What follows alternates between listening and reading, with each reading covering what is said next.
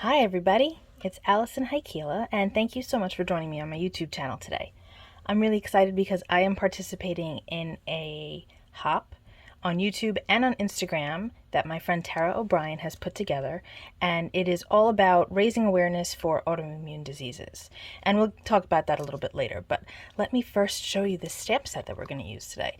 This is from Gina K Designs, and it's called This Girl Is, and I have not used it before, and I thought that it was absolutely perfect to use for this hop because this hop is all about encouragement and showing love and care to people that are dealing with invisible diseases, which is pretty much a good description of what an autoimmune is. But again, we will talk about that later. So what I thought we would do, I have so many ideas for this set, oh my goodness, so there might have to be a couple of videos on this stamp set. But I've got some white mixed media paper from Stampendous. I've got a Misty here, and we're going to start stamping. I've got an idea that I think we're going to do today, and then some other ideas for another time. So hopefully, if you guys like this set and you want to see some other things done with it, you'll let me know in the comments below, and maybe I'll make another video on it. So I'm going to use the larger girl as my focus, but there are so many fantastic words in this set that we've got to use a bunch of those too. So I'm going to use her today, and I'm going to start off by taking her off of backing, and sorry about the noise. We're going to peel her off, and we're going to stamp her first. Now originally I was going to have her right in the middle, but I changed my mind. I want to have her down here and off to the side. I do want to get both hands in there, though not completely. I think that it'll look good like that. Okay, so we're going to get her on there, and I am going to use some Gina K Designs Amalgam ink to stamp her because I'm going to use Copics today. So let's get that. I'm going to ink her up on the side.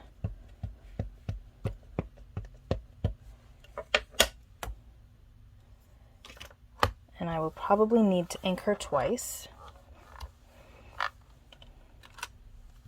That's once.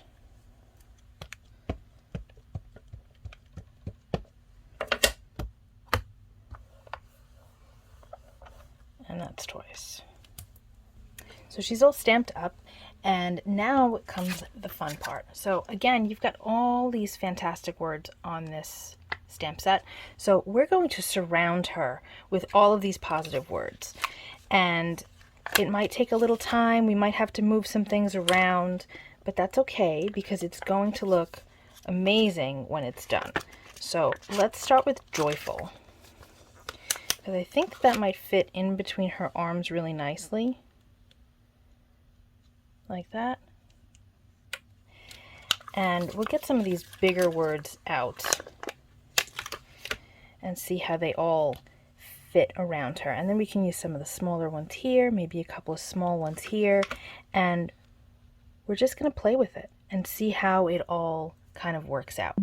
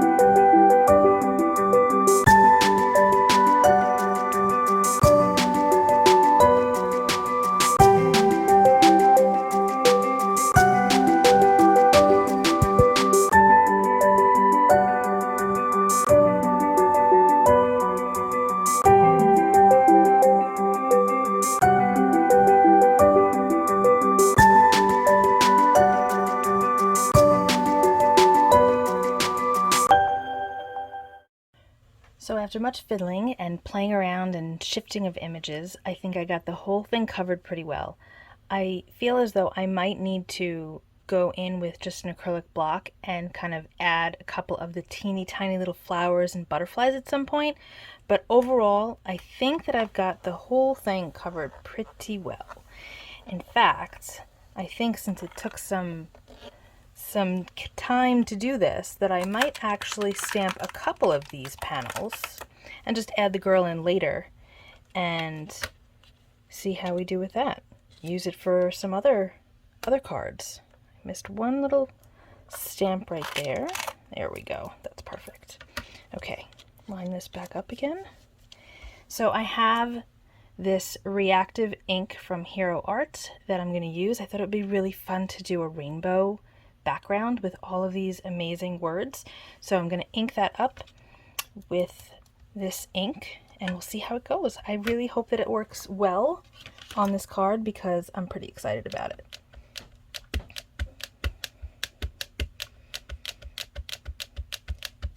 Making sure I get really good coverage here, and then I'm going to just start repeating the color palette again.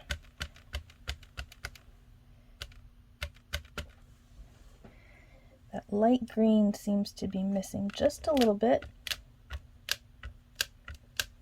There we go. That's better. Okay. Oh, it looks so pretty already.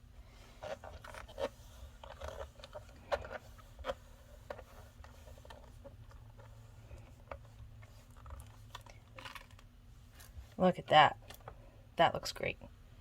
Gotta fix this bee, but I think I'm going to stamp a couple more panels. So I stamped a bunch of panels, and I don't even feel like I really need to add any more of these small little bits anywhere else. Maybe one here, but I don't know. I don't want to overdo it. So I think that we're going to start Copic coloring now. So I've chosen a few colors. We're going to start with her skin, and I have E000 to start with. That's going to be my lightest shade. And you may notice these lines in here, and they may look awkward to you, but it's really just her arm. So what that is, what that means when we're coloring is that this fabric on the sleeve is sheer. So what I'm going to do is I'm going to actually bring that color in to the sleeve area and just follow that line. It's not complete because that's not how it's drawn. But then when we overlay our other colors onto the sleeve, we'll have a hint of skin showing. So I'm going to do her hand on this side, and then again I'm going to go down into the arm and all the way across and just filling that in just like that. And then I'll give that a moment to dry. And again, I'm working on mixed media white paper from Stampendous. This is just my personal favorite paper to use when I'm working with Copics. You can use whatever you prefer. This just happens to be the one that I like best. Okay, so we've got our base coat of color down. Now we're going to go in with E53 and we're going to start adding some shadows. So I'm going to start with her hands again so that I give her face some time to dry. I don't think that everybody does that, but I just feel a little better about doing that myself. And we're going to just add a little bit of shading in here. We're not going to go too crazy because we're going to add some color on top, but we do want it to look like it's her arm there. So we're going to pretend that her elbow is here, and a little shading there, and just a touch in here too. Just like that. Coming over to this hand, and we'll add some more shading. So this hop was started by my friend Tara O'Brien, and she wanted to raise awareness for autoimmune diseases of all kinds. Now, an autoimmune disease is a whole plethora of diseases where the body's immune system attacks healthy cells, which is kind of scary when your body is attacking what shouldn't be attacking. You know, you want your body to attack things like, you know, cold or flu, things like that, but when your body is constantly attacking itself, that's cause for major problems. There's a whole bunch of different types, and I'm sure that there are many of you, if not all of you, that know people that are suffering from these invisible diseases. And I say that they're invisible because it doesn't look like there's anything wrong. You know, these people are able to oftentimes, not always, go about their daily business, you know, whatever it is, and you may not know that they're suffering, they're in pain. It goes unnoticed because it's not like obvious as if you had a broken arm or something like that. Some things you can see, but not usually. So now I'm going to go in with BV00 for my darkest tone. So different types of autoimmune diseases, and this is not a full list, would be rheumatoid arthritis, Sjogren's syndrome, multiple sclerosis, lupus, and other things, including connective tissue disorder, which is actually something that I'm suffering with. I have a couple of autoimmune diseases. You can have more than one. I am not fully diagnosed, so that means that doctors aren't quite sure what's wrong with me. They know that there's something not right, but they don't know exactly what the problem is, where it's stemming from, why I'm dealing with some of the things that I'm dealing with, which is frustrating. I've gone through a lot of tests myself, and it can take years to get answers. I've actually been working on this for many, many, many years, and the only thing that we know for sure is that I have a connective tissue disorder, and that's not the only thing I want to hear. I want to know exactly what's wrong, figure out all the problems that I'm having so that I can have a healthier life. So hopefully in the future I'll have more of a diagnosis. But for now, I'm going to just do what I do and live how I live and be careful and try to have a good time. I'm going to go back into with the E53. So if you know someone that's suffering with an autoimmune or an invisible disease, and, you know, sometimes they may not want to go out, or sometimes they make break plans, and try not to get frustrated. Give them some love. It's really hard to deal with some of this stuff. You're often in constant pain and discomfort in all parts of your body, not necessarily just your leg or your hand. It could be everywhere. It's tough to deal with. It really is. It makes it hard to have a good day. So if you know somebody that's suffering, even if they don't look like they're suffering, give them a little extra love. And let them know that you're there to support them and help them with whatever they need. Because sometimes, even if they say, no, I'm okay, sometimes just knowing that there's somebody that cares and knows that you're not making it up or exaggerating, that makes all the difference in the world. Okay, I think she's looking pretty good. Okay, so now we're going to go into the hair, and I'm actually going to keep out my E53 because I'm going to use that in the hair. So we're going to start with E59, which is going to be my darkest tone in the hair. I'm going to turn this around. Don't be afraid to turn your piece as you're working. Sometimes you don't need to, but I find that it's easier because I can get my directions a little bit better when I turn them. Sometimes I have a hard time flicking to the side, so I'll just turn it sideways, whatever the piece is that I'm working on, and I'm much happier with the end result. So don't feel like you can't turn your piece when you're working on it. You'll be able to get a little bit more consistency, especially with something like hair when you're trying to get it to flow a certain way. Don't be afraid to turn it. Now these pieces are pretty open, so I'm going to pretend that they're kind of sealed and big chunky pieces of hair, if that makes any sense, as opposed to just random, like, loose ends. I want to fill this in. And you could say, well, you should probably make this brown back here because it's a sheer fabric, and we might. We'll see what happens when we get to it. I'm not going to do it just yet because you're not going to be able to really take that color away once you do it. So I'd rather wait and see how I like the sleeves before I add the hair in. I'm just doing a quick coloring job with this. Next one is E25.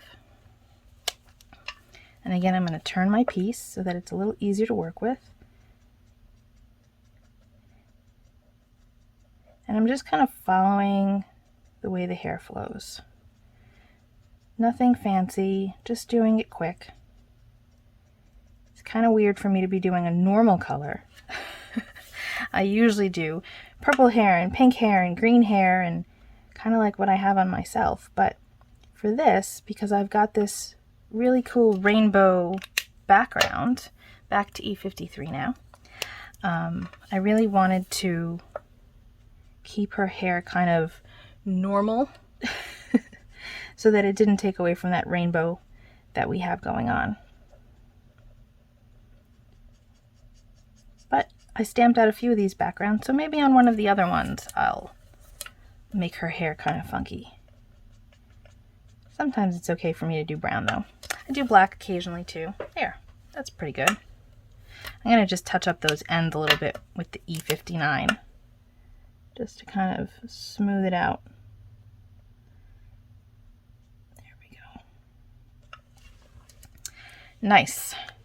Okay, I also have a little R20. I'm going to just add that to her cheeks.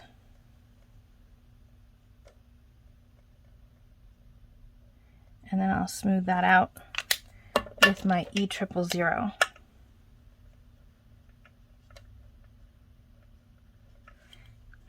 And then I have R22 for her mouth.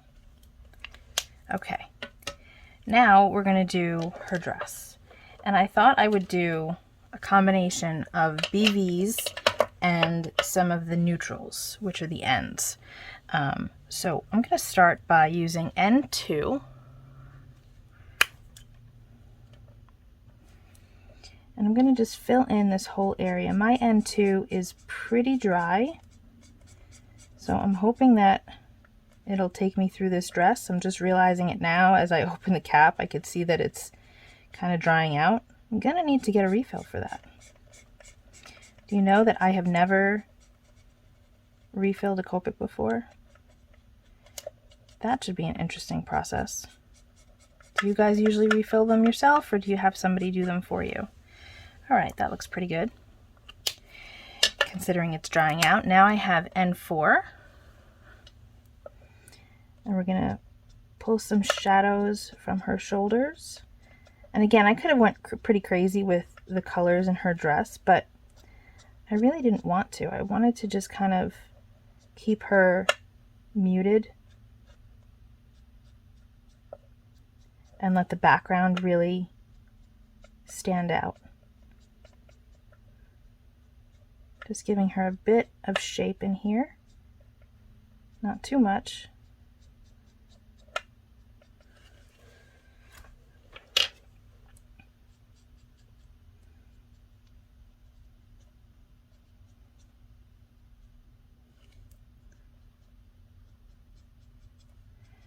Okay, so make sure that you not only hop along on YouTube, excuse me, but also on Instagram, because there are going to be a ton of projects and lots of prizes.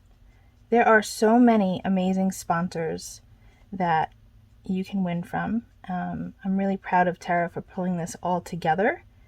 Tara is somebody that suffers from autoimmunes, which is one of the biggest reasons, of course, that she wanted to raise awareness for this super important cause. And it's really amazing that so many craft companies have come together to support not only the hop, but her as well, and the fact that it's an important cause.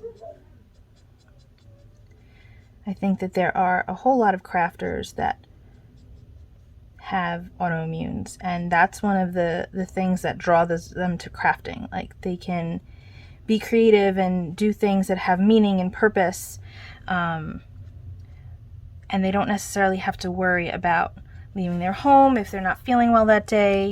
They don't necessarily have to see people in person, because sometimes that can be really tricky when you're not feeling well.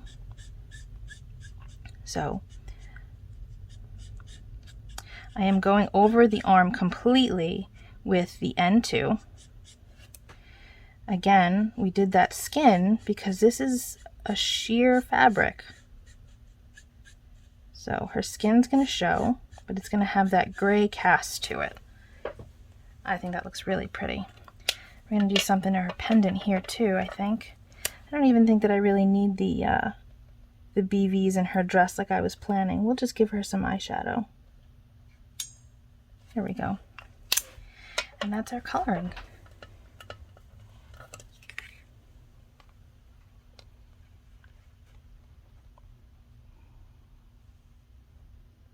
So I've got this white card base, and if you have seen any of my projects before, you know that typically I don't just have a white base. I have some type of color or sparkle or something going on the base itself, just to give a nice matte or border around my top panel. So I'm going to take the Hero Hues again, and we're going to just ink this up. Just like this. And we're going to work our way around.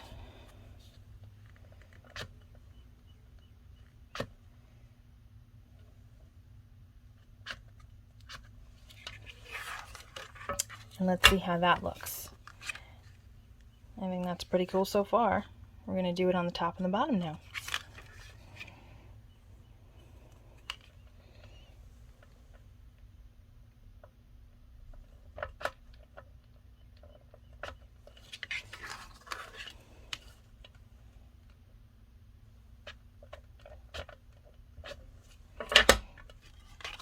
Perfect. I love that. Gives it a really nice finished look.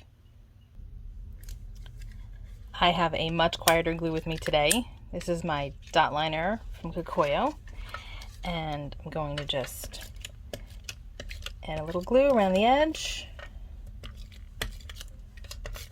This is actually my favorite dry adhesive that isn't like a double-sided tape. I like it best. It adheres really well. It doesn't have a lot of drag or pull on fine, intricate imagery. It's just a really good one. So, my friends, this is our finished card. I hope that you love it, and I really hope that you will go through the entire Instagram and YouTube hop. Just do a search for it. You can, of course, right now I don't remember the hashtag. But I'll definitely put it in the description below, along with all of the details and the sponsors and everything else that you need to know about this hop. But I'd like to give a huge thank you to our sponsors. We really appreciate everything that you've done for this hop, and of course a super huge thank you to Tara for doing this amazing thing. I know that so many people are out there suffering, and doing this hop has a lot of meaning for me, and I know that it's going to help a lot of other folks out there. So thank you so much. And if you're new here, please hit the subscribe button and hit the notification bell so that you know every time that I upload a new video. And I hope to see you very, very soon. Thank you so much for being here, everybody. Have a great day. Bye-bye.